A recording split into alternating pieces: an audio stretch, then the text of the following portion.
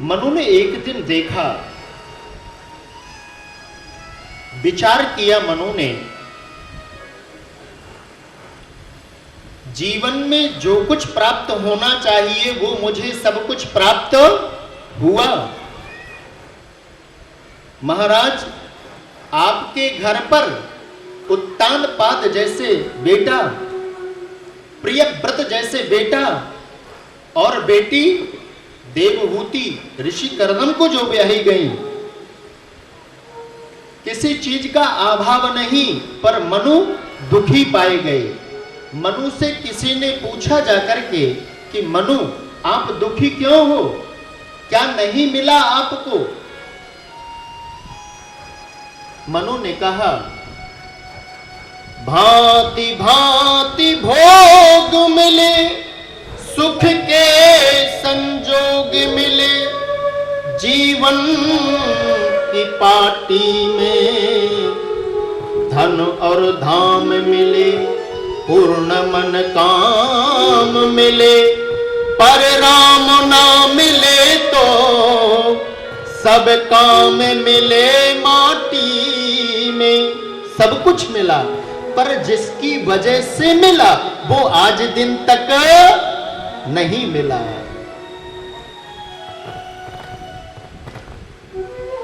वाह! मनु के दुख का कारण यदि कोई है तो वह एक ही है, जिसकी वजह से मुझे सब कुछ प्राप्त हुआ, वो आज दिन तक मुझे नहीं मिला। यही अभाव है। जिंदगी में जिंदगी का राज पाना चाहिए, जिंदगी में जिंदगी को मुस्कुराना चाहिए, जिंदगी में जिंदगी की गर शर्त पूरी ना हो तो जिंदगी को जिंदगी से रूठ जाना चाहिए।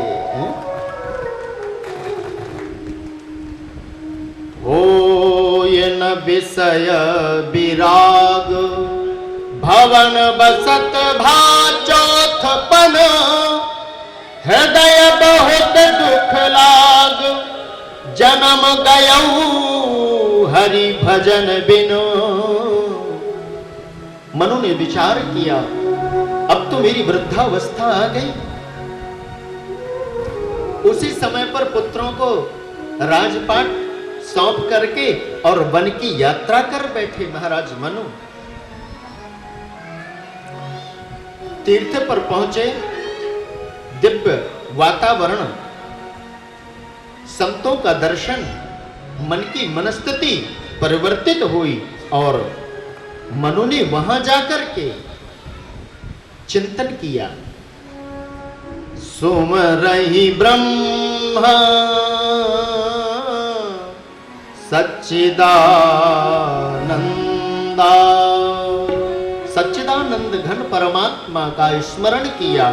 विचार किया मनु ने, जिनके स्मरण का इतना आनंद है उनके दर्शन का आनंद कितना ना होगा।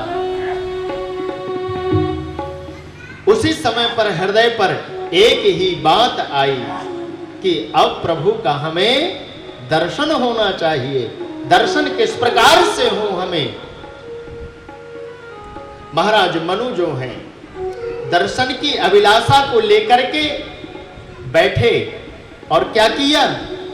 पुनि हरि हे तू करन तप लागे, पुनि हरि हे तू करन तप लागे, पुनि हरि हे तू करन तप लागे, पुनि हरि हे तू करन तप लागे। पारी आहार मूल फल त्यागे, पारी आहार मूल फल त्यागे, पारी आहार मूल फल त्यागे, पारी आहार मूल फल त्यागे, पारी आहार मूल फल त्यागे, पारी आहार मूल फल त्यागे। पुनि हरि हे तू करन तप लागे, पुनि हरि हे तू तप पर बैठ गए और चिंतन कर रहे हैं, तप कर रहे हैं। तप का प्रभाव यह हुआ कि तीनों देव उस तप के फलस्वरूप उपस्थित हुए महाराज मनु के सामने और मनु से कहा, मनु क्या चाहते हो, तुम्हारे तप करने का प्रयोजन क्या है? मनु ने कहा, मैं दर्शन करना चाहता हूं।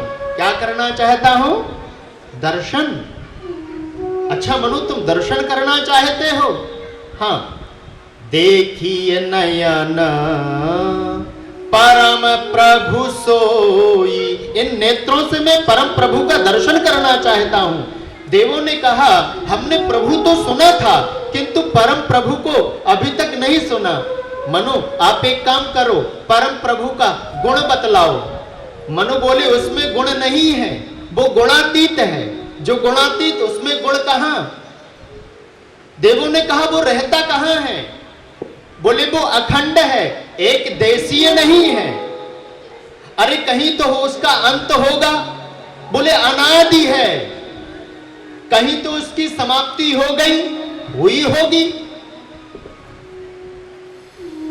बोले ना, अनंत बतला रहे मनु ऐसे, अगुण अखंड अनंत अनादि, अगुण अखंड अनंत अनादि, अगुण अखंड अनंत अनादि, अगुण अखंड अनंत अनादि, जहि सुमरहि परमारथ वादी, जहि सुमरहि परमारथ वादी, अगुण अखंड अनंत अनादि, अगुण अखंड अनादि, अगुण अखंड अनंत अनादि, अगुण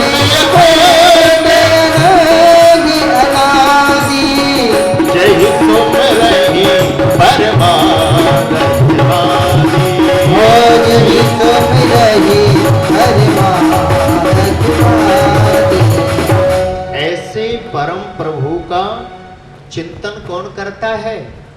ऐसे परम प्रभु का चिंतन जो करता है वो परमार्थ वेता, तत्ववेता जो महापुरुष हैं, ऐसे उन प्रभु का चिंतन करते हैं, परम प्रभु का। देवता बोले, सुनो मनु, तुम अपने घर जाओ, दर्शन नहीं होंगे। मनु निराश होकर के चलने लग गए। पर धन्य है करुणा निधान श्री ठाकुर जी जो हैं, वह ऐसे हु सेवक बस प्रभु आही। ऐसी कामना यदि जिनके अंदर हो, ऐसे भक्त के लिए भी श्री ठाकुर जी आते हैं। और प्रभु आए, मनु के सामने पुनः उपस्थित हुए और मनु से कहा, कहां जा रहे हो? बोले, अब घर जा रहे हैं।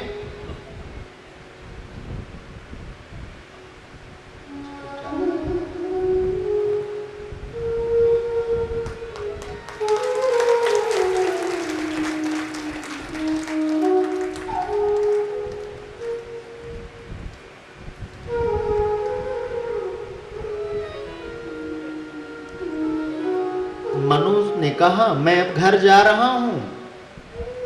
मनु, क्यों जा रहे हो तुम घर? बोले, आप ही ने तो कहा कि दर्शन होगा नहीं। पर प्रभु, जो मैंने ये रूप आपको बतलाया, क्या आपने अन्य भक्तों को दर्शन नहीं दिए? क्या आपका ऐसा रूप नहीं है? भगवान बोले, मेरा जो रूप है ना, वो ऐसा भी है।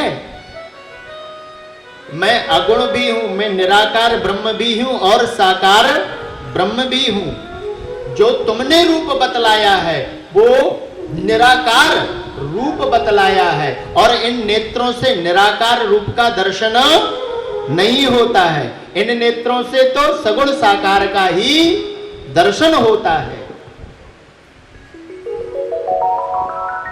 तो प्रभु, आपने जिन भक्तों को दर्शन देने, क्या ये सब झूठी कथाएं थी। मनु बोले नहीं, उन भक्तों ने रूप बनाया और बन मैं गया। देखो जैसे पानी है, प्रेम से कहो राधे राधे, वो निराकार है कि नहीं है? उसका कोई आकार तो नहीं है। यदि आपने पात्र पर उसको रखा तो वो पात्राकार हो गया, वही जल गिलास भरा हुआ कहलाने लग गया। हा? और यदि आपने बड़े पात्र पर रखा तो वो घड़ाकार हो गया। ये कौन जल? बोले गिलासाकार। और ये कौन? घड़ाकार जल। वैसे पानी का कोई आकार नहीं है। भगवान कहते हैं निराकार हूं नाम साकार हूं, निराकार हूं नाम साकार हूं, भक्ति की भावना के तदाकार हूं। भक्त जैसा रूप बनाता है वैसा मैं बन जाता हूं। तो प्रभु आप मुझे दर्शन नहीं होंगे? हाँ दर्शन होंगे। रूप बतलाओ। मनु ने रूप बतलाया। जो भुसुंडी मुनि मानस हंसा, जो भगवान शिव के और भुसुंडी के हृदय में जिस रूप से आप विराजते हैं, मैं उसी रूप का दर्शन करना चाहता हूं। इतना सुनते ही महाराज ठाकुर जी गदगद हो गए, प्रसन्न हो गए मनु की वाणी को सुन करके। दंपति बचन परम प्रिय लागे, दंपति बचन परम प्रिय लागे, मृदुल स्वरूप प्रेम रस पागे, मृदुल स्वरूप प्रेम रस पागे। दंपति बचन परम प्रिय लागे, दंपति बचन परम प्रिय लागे, प्रेम स्वरूप परम रस पागे, प्रेम स्वरूप करण रस पागे। भगत बचल प्रभु दीन दयाला, भगत बचल प्रभु दीन दयाला, विश्वास प्रगटे भगवाना, विश्वास प्रगटे भगवान। मनु के सामने प्रकट हो रहे हैं। कैसे रूप को लेकर के प्रकट हुए? नीलांभुजस्याम मन कोमलांगम, सीता समारोपित वाम भागम, सीता समारोपित वाम भागम, बाणौ महासायक चारु चापम, बाणौ महासायक चार चापम, नमामि रामं रघुवंशनाथं, नमामि रामं रघुवंशनाथं, नमामि रामं रघुवंशनाथं, नमामि रामं रघुवंशनाथं। मनु के सामने जब परमात्मा प्रकट हुए, मनु ने देखा तो देखते ही रह गए और बोल पड़े, कण कण में तुझको ढूंढा, तेरा पता नहीं, तेरा पता मिला तो अब मेरा पता नहीं। नेत्र भरे हुए हैं, अस्त्र बिंदुओं से भरे हुए हैं, छलछला उठे वह नेत्र।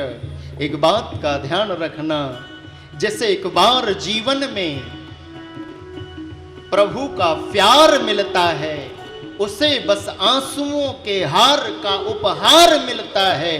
न पूछो उस दिल की बेकसी का हाल, न वैद्य मिलता है, न कोई उपचार मिलता है। और दूर रहने पर न जाने क्या क्या बात होती हैं। हृदय के तार से जब उस हृदय का तार मिलता है, और जहां पर छल छलाता अश्रुबिंदु दिखलाई पड़ता है, इसी भागवत में तो सांवरा सलौना सरकार दिखता है।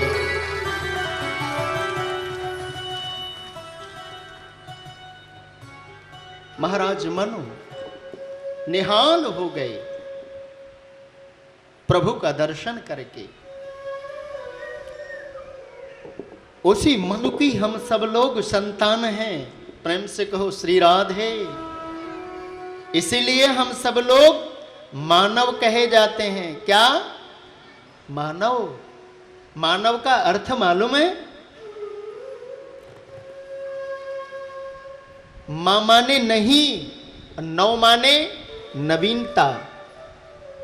जिसके अंदर नवीनता होती नहीं है, नवीनता भरी जाती है, डाली जाती है। वो कौन डालता है? ये भागवत भगवान डालते हैं। भगवान के प्राण प्यारे भक्त डालते हैं। मानवीयता के संस्कार भरे जाते हैं। हम सब लोग मानव कहलाए।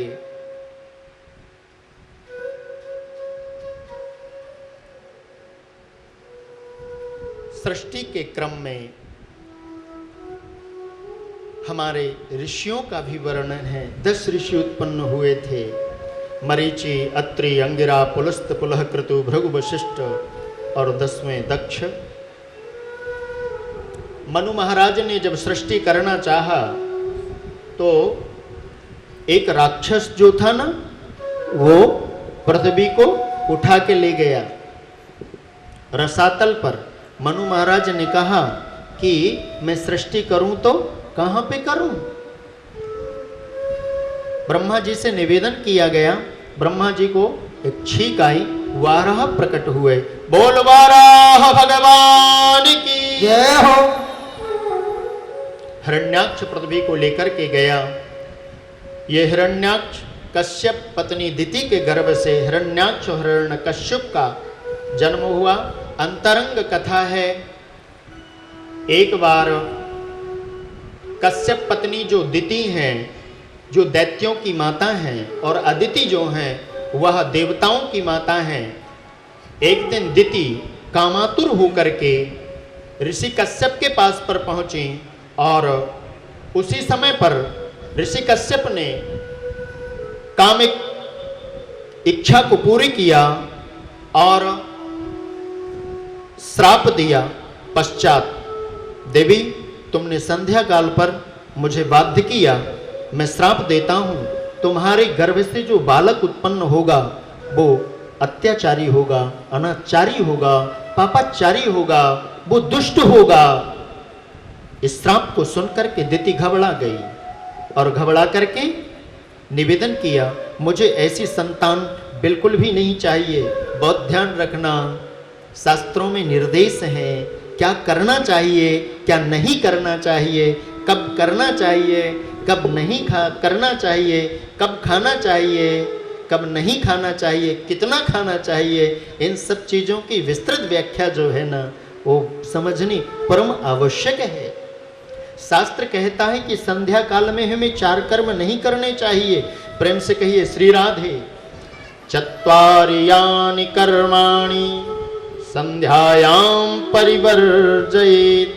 आहारं मैथुनं निद्रा स्वाध्याय चतुर्थकम। संध्या काल में ध्यान रखना, जब सूर्यास्त अस्तांचल की ओर जा रहा हो, हमें उस समय पर भोजन नहीं करना चाहिए। प्रेम से कहो राधे राधे। यदि आप उस समय पर भोजन करते हैं तो आपके शरीर पे रोगों की वृद्धि होगी ही होगी, घटेगी नहीं। यदि आप रोगी हैं तो वो और रोग बढ़ेगा, घटेगा नहीं। आपकी उस समय पर औषधि भी कोई कारगर नहीं होगी रोग के प्रति। इसलिए आहार नहीं करना चाहिए, भोजन नहीं करना चाहिए उस समय।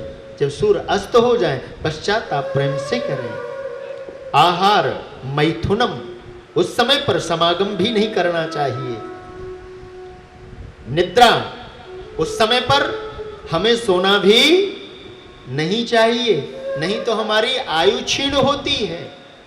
और उस समय पर छोटे छोटे जो बालक पढ़ने वाले हैं उन्हें स्वाध्याय नहीं करना चाहिए। अपना जो पाठ है उससे नहीं पढ़ना चाहिए। आप उस काल पर गीता है, रामायण है, कोई भगवती कथा है, आप उस काल पर उसका आप वाचन कर सकते हैं, आप पाठ कर सकते हैं। ये दिशा निर्देश हैं। ऋषि कश्यप ने कहा, देवी मैं बीज के असर को कहां लेकर के जाऊं, वो होंगे ही होंगे। और 100 वर्षों के पश्चात जब दिति के गर्भ से हिरण्याक्ष और हिरण्यकश्यप पैदा हुए। तो हिरण्यकश्यप हिरण्याक्ष ने एक दिन कहा बड़े भाई हिरण्यकश्यप से, भैया बल तो बहुत मिला पर लड़ने के लिए आज दिन तक कोई नहीं मिला, भुजाओं पे जरा खुजली हो रही है। तो इसने पृथ्वी को रसातल में रख लिया। यहां वाराह भगवान का प्रादुर्भाव हुआ। भगवान लेने के लिए जा रहे थे, देवर्षि नारद मार्ग पे मिले। हिरण्याक्ष बोला, ए बाबा कहां जा रहा है, इधर आ। नारद जी पास पहुंचे, क्या बात है, ये वीणा रख दो, जरा दो दो हाथ हमसे करो, हमारे भुजाओं में बड़ी खुजली मच रही है। नारद जी बोले, सुनो सुनो, हम आपको खुजली मिटाने का बढ़िया सा तरीका बतला देते हैं। क्या?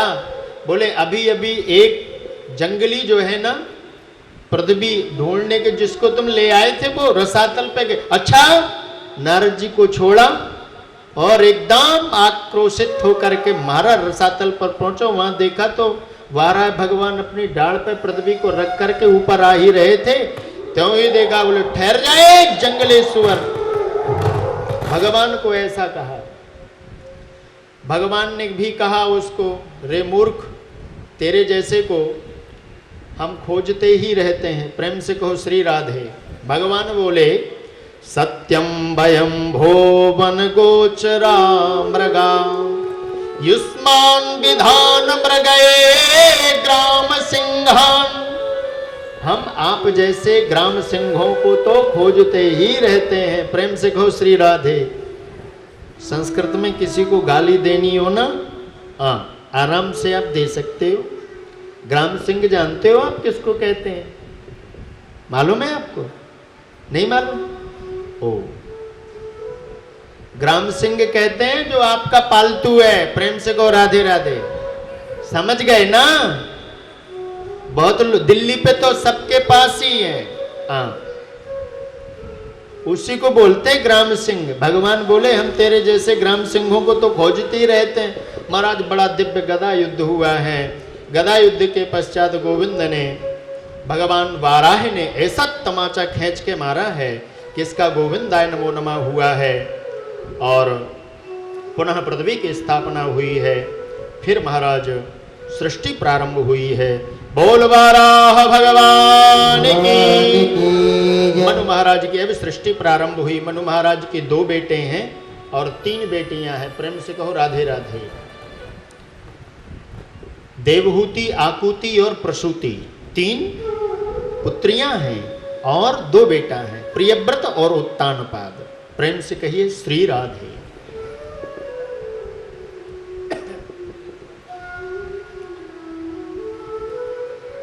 सृष्टि क्रम को श्रवण करने से पूर्व बड़े भाव के साथ पर जरा गोविंद से अनुराग लड़ा लेते हैं, फिर चलते हैं।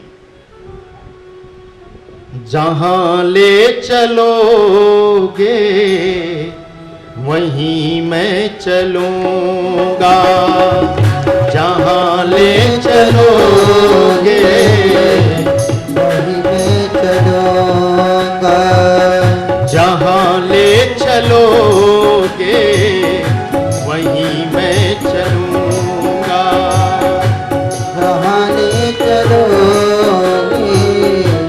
वहीं मैं चलूंगा, जहां नाथ रख लोगे, जहां नाथ रख लोगे, जहां नाथ रख लोगे, जहां नाथ रख लोगे वहीं मैं रहूंगा, जहां ले चलोगे वहीं मैं चलूंगा, जहां ले चलोगे वहीं मैं चलूंगा।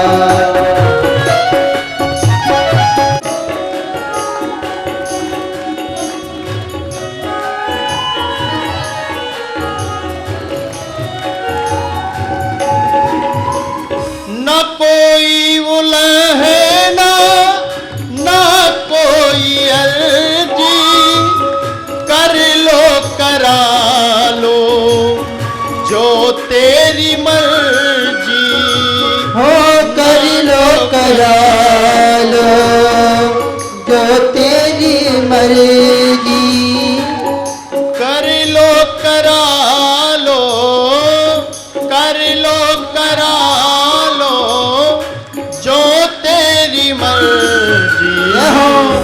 कहना भी होगा ना, कहना भी होगा ना, तुम्ही से कहूँगा।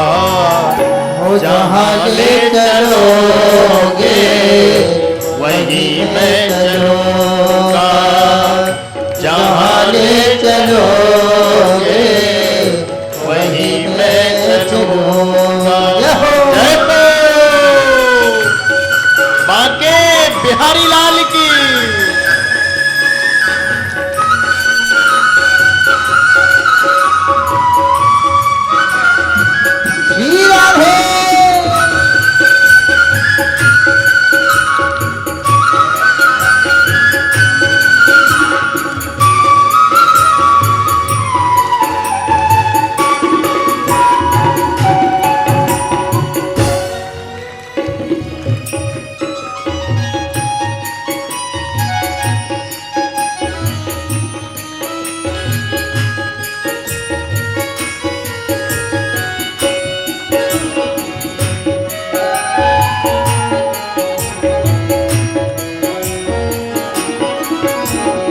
हे प्राणधन जीवन धन बांके बिहारी, ये आपकी मर्जी है, मैं तो अर्जी ही कर सकता हूं, मर्जी तो आपकी ही रहेगी। मैं जिस संकल्प को लेकर के और अर्जी कर रहा हूं उसकी पूर्ति तो आपकी मर्जी से ही होगी। इसलिए हे नाथ, मैं आपका बहुत अज्ञानी बालक हूं और छोटा सा बालक हूं। ऐसे बालक पर आपको करुणा दया करनी ही होगी। दया नाथ करनी मेरी अवस्था, तेरे हाथ में है मेरी व्यवस्था। हो दयानाथ करनी मेरी अवस्था, तेरे हाथ में है मेरी व्यवस्था। दयानाथ करनी मेरी अवस्था, तेरे हाथ में है मेरी व्यवस्था। तेरे हाथ में है मेरी व्यवस्था। जो भी कहोगे तुम, हो जो भी कहोगे भगवान, जो भी कहोगे तुम, हो जो भी कहोगे तुम, वही मैं करूँगा। जहाँ ले चलोगे वहीं मैं चलूँगा। हो जहाँ ले चलोगे वहीं मैं चलूँगा।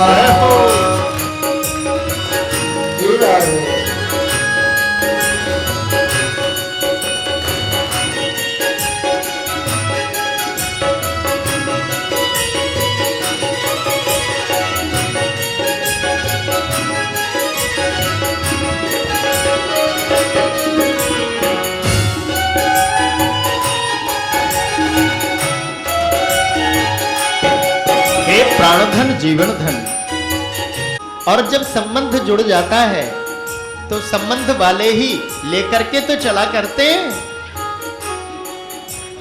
आपके अतिरिक्त और कौन लेकर के चलेगा? इसलिए हे प्राणधन,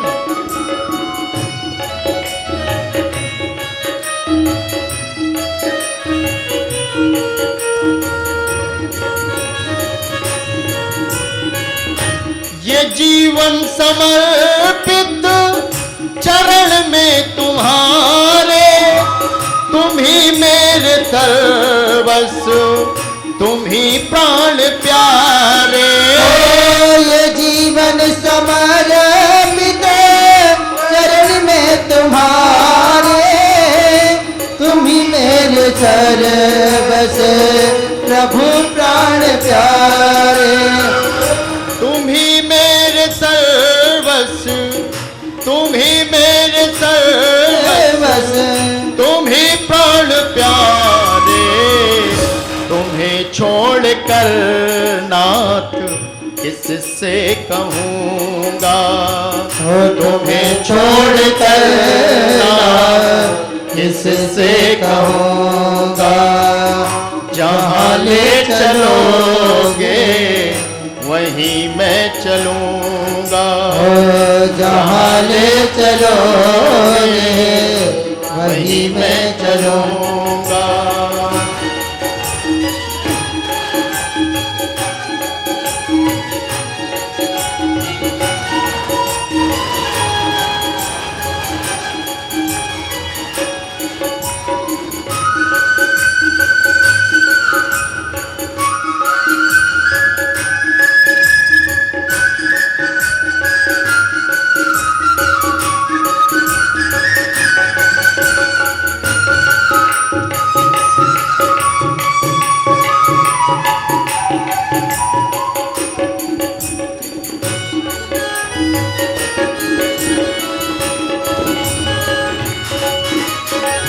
जहाँ ले चलोगे वहीं मैं चलूँगा, जहाँ ले चलोगे वहीं मैं चलूँगा, जहाँ ले चलोगे वहीं मैं चलूँगा, जहाँ ले चलोगे वहीं मैं चलूँगा।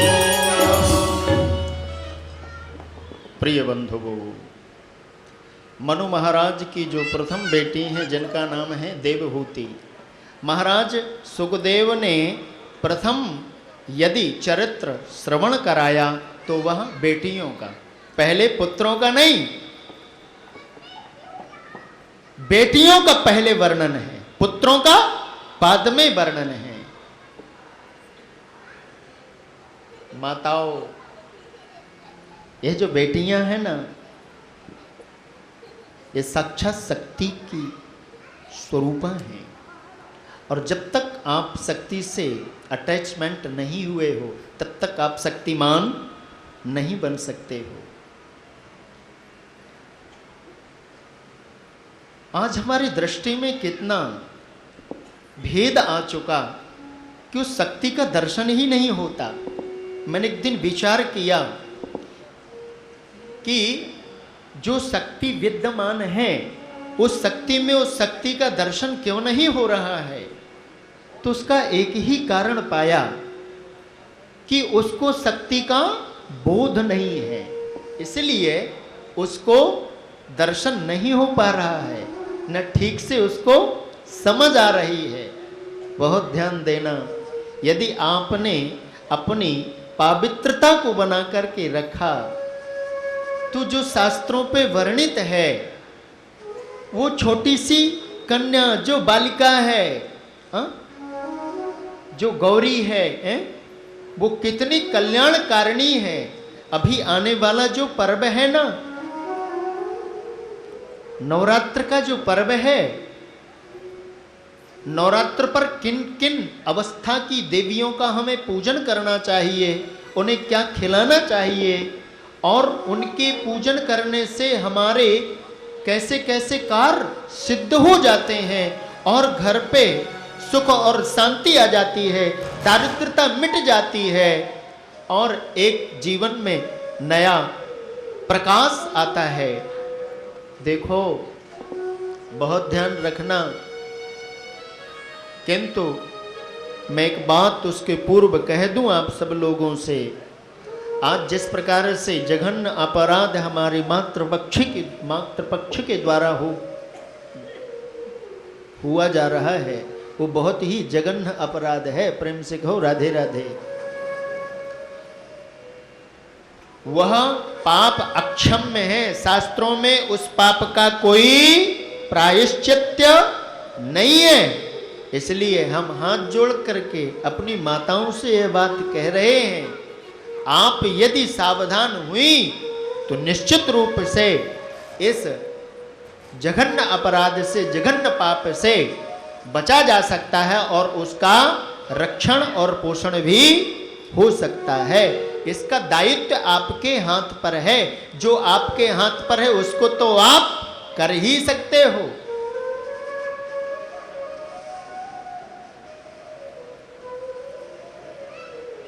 दो वर्ष